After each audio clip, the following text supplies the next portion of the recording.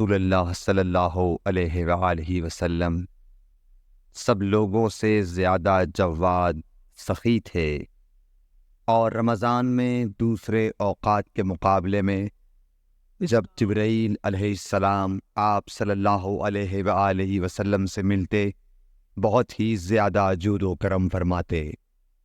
جبرائیل علیہ السلام رمضان کی ہر رات میں آپ صلی اللہ علیہ وآلہ وسلم سے ملاقات کرتے اور آپ کے ساتھ قرآن کا دورہ کرتے۔ غرض حضرت صلی اللہ علیہ وآلہ وسلم لوگوں کو بھلائی پہنچانے میں بارش لانے والی ہوا سے بھی زیادہ جود و کرم فرمایا کرتے تھے۔ صحیح بخاری حدیث نمبر 6۔